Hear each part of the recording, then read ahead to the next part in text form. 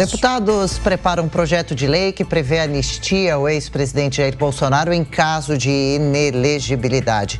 Recebemos aqui no Jornal da Manhã agora o autor do projeto, o deputado federal Sanderson, do PL do Rio Grande do Sul. Deputado, bem-vindo, um prazer em recebê-lo. Qual é a ideia? O projeto se baseia em quais argumentos para essa tentativa de perdão ao ex-presidente? Claro, bom dia, Tiago, Adriana, assistentes da TV Jovem Pan. Nós temos uma previsão constitucional de que, para situações especiais, o parlamento, que é quem fala em nome da população brasileira, pode se manifestar e a Constituição, então, autoriza os chamados projetos de lei de anistia. Isso não é a primeira vez que acontece no Brasil. Já tivemos, o próprio presidente da República falou ontem ou anteontem que a esquerda no Brasil só está ativa graças a um projeto de lei de anistia lá da década de 80, né? Então, vimos, primeiro, a possibilidade jurídica, autorização condicional, e, a partir disso, entramos no mérito da questão. E ali vimos também que o chamado ilícito eleitoral civil é de menor importância, né, no âmbito do direito penal e do direito eleitoral. Quando iniciamos o acompanhamento do julgamento, vimos a dificuldade que os ministros têm para encontrar algum enquadramento para fazer Jair Bolsonaro inativo politicamente. Então isso, diante também de um elevado pedido da população, afinal de contas, Jair Bolsonaro teve só nas últimas eleições 58 milhões de votos, somadas as duas eleições, 120 milhões de votos. Com essa demanda forte, então, submetemos a questão à consultoria jurídica, que disse que sim, realmente havia possibilidade técnica, jurídica e também possibilidade fática.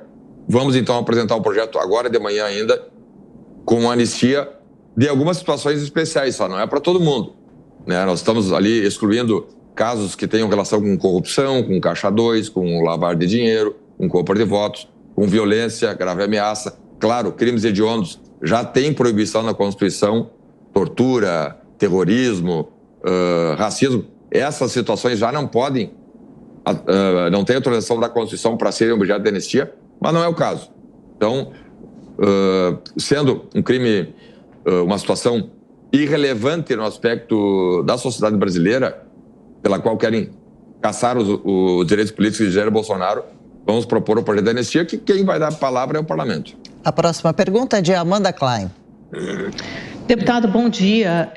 O senhor pretende apresentar esse projeto, mas o andamento político dele é algo muito mais difícil. O senhor já conversou, por exemplo, com o presidente da Câmara, Arthur Lira, ele pretende apadrinhar esse projeto, líderes de outros partidos, de partidos do centro, e ainda precisaria passar pelo Senado. Se fosse aprovado eventualmente na Câmara, ainda precisaria passar pelo Senado. Quer dizer, é um caminho bastante tortuoso e difícil, principalmente se confirmar o placar hoje no TSE de 5-2 por crimes graves, sim, cometidos pelo ex-presidente Jair Bolsonaro, a julgar pelo que o TSE tem dito, de abuso de poder político e uso indevido de meios de comunicação.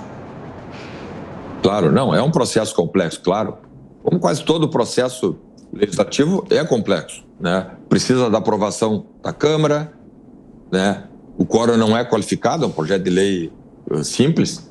Depois vai ao Senado, o Senado também precisa discutir, deliberar e aprovar, e aí vai para a sanção presidencial ainda. Então sabemos que é um processo complexo, né? Provavelmente o presidente da República atual, por interesses diretos, deve votar, ou pode vetar o projeto, afinal de contas, o Jair Bolsonaro é o principal adversário político do Lula, mas se passar na Câmara, passar no Senado e for vetado, a matéria volta para o Congresso e o Congresso se manifesta podendo derrubar o veto. É um processo legislativo numa democracia. E estando numa democracia, tendo os instrumentos constitucionais postos à nossa disposição, nós estamos utilizando. Isso é do jogo democrático, né? Como eu disse, Jair Bolsonaro, tendo 120 milhões de votos, queremos apenas que ele esteja ativo politicamente para, em 2026, ser sabatinado pela população brasileira. Se o PT, se Lula e seus asseclas têm tanta certeza que são muito melhor do que Bolsonaro e seu conjunto de ministros, então vão submeter às urnas. provavelmente eles vão ganhar as eleições. Já que os discursos todos são colocados no sentido de que o Lula é o cara e Bolsonaro não sabe fazer nada. Então, vamos deixar que as urnas em 2026 digam. Eu repito, e vi ontem no voto do ministro Raul Araújo, ilações, conjecturas não podem ser utilizados para afastar e ceifar a vida política de alguém que tem aí o respaldo de milhares de pessoas. É a principal liderança da direita no Brasil e é uma das principais lideranças da direita mundo afora. Deputado, na sequência, a pergunta é de Nelson Kobayashi. Deputado Sanderson, muito bom dia, é um prazer falar com o senhor. Bom dia. Deputado, o senhor já sabe, já descreveu inclusive um caminho muito difícil para que esse projeto seja levado a efeito, seja aprovado, vire uma lei que possa gerar os efeitos de colocar novamente o ex-presidente Bolsonaro com seus direitos políticos, caso, claro, a inelegibilidade se concretize hoje. A minha pergunta é a respeito dos próximos passos, além da sanção dessa lei. Isso não pode ser considerado inconstitucional depois, justamente pelo próprio judiciário, pelo próprio STF, que está julgando em última instância, né, em caso de recurso, a questão do ex-presidente Bolsonaro, justamente porque a anistia, ela pressupõe uma impessoalidade, né, que é aquela discussão antiga de anistia, de indulto e de graça, enfim. Se até a graça, que é por natureza personalíssima, foi considerada inconstitucional, o senhor já não acha que isso já nasceria morto diante de uma possível inconstitucionalidade? Em hipótese alguma, ao contrário, né? As autonomias dos poderes devem ser prestigiadas. O Poder Judiciário não tem que fazer ativismo político. O Poder Judiciário apenas cumpre a lei que o Parlamento determina. Então, o Parlamento, que é quem fala em nome da população brasileira, é que vai dizer o que é legal e o que não é legal. É o Parlamento. O Poder Executivo executa as leis, o Poder Judiciário julga os conflitos com base na lei.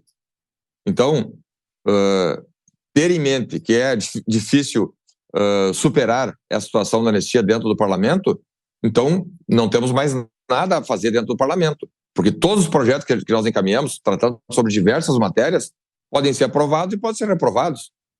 Tem disposição constitucional autorizando a anistia, ela não é apenas para Jair Bolsonaro, porque não é só do período de 2022, no projeto nós buscamos lá 8 anos atrás, vem desde 2 de outubro de 2016, e não são nem crimes. Vejam, nós estamos ali colocando apenas situações de ilícitos eleitorais civis. É o caso que engloba uma série de situações, inclusive Deltan Dallagnol, Jair Bolsonaro. Ilícitos eleitorais civis seriam, no direito penal, quase como um crime de menor potencial ofensivo. E aí nós deixamos muito claro, se me permitir, no projeto de lei, alguns requisitos. Não pode haver ligação com corrupção, nem com compra de voto, nem com caixa 2, nem com violência, nem com ameaça, nem com improbidade administrativa. Então tem uma série vamos dizer assim, de instrumentos ali para evitar que a moralidade, a ética e o prestigiamento e a garantia da moralidade na atividade pública sejam desprestigiados.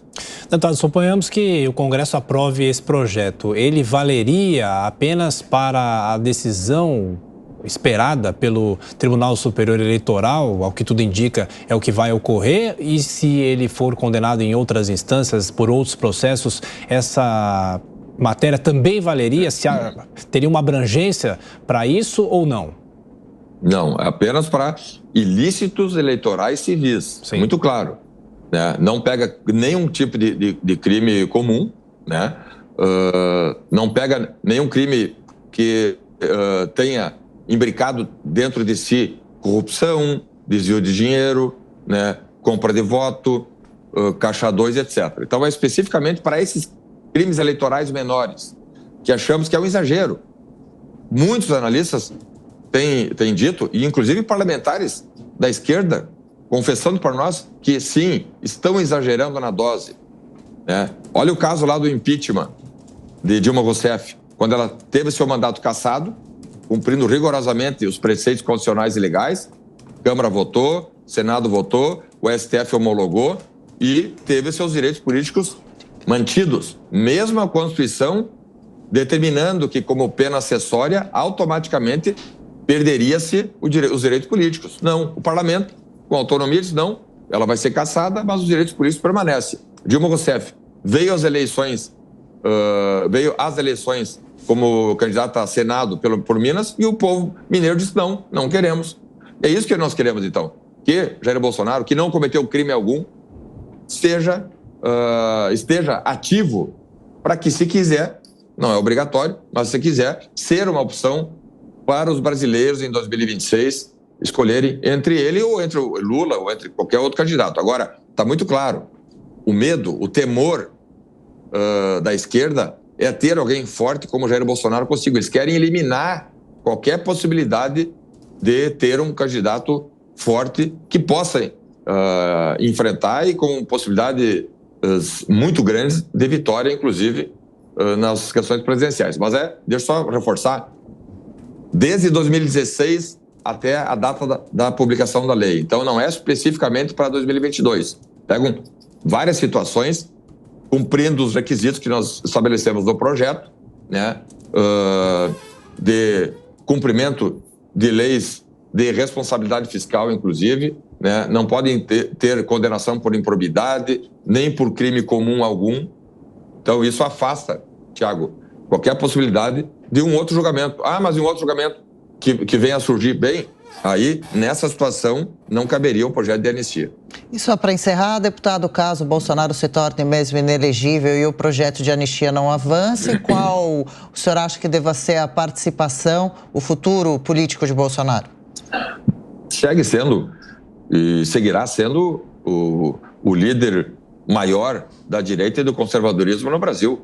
Ele esteve aqui no Rio Grande do Sul na quinta e na sexta-feira passada, multidão de gente, multidão, né? As pessoas querendo cumprimentar, abraçar, emprestando apoio, algo que do atual presidente nós não vimos, né? Então, é um líder a ser respeitado, foi sindicado, foi investigado do primeiro ao último dia, não acharam nada, e agora vimos o esforço que os ministros do TSE estão fazendo para encontrar alguma tipificação, algum enquadramento para fazê-lo inelegível. Numa ação que, aliás, não foi movida pelo Ministério Público Eleitoral, uma ação que foi movida por um partido político de esquerda, pelo PDT, que logo tem todo o interesse em afastar o principal adversário político da esquerda no Brasil, que hoje é, sem sombra de dúvida, Jair Bolsonaro.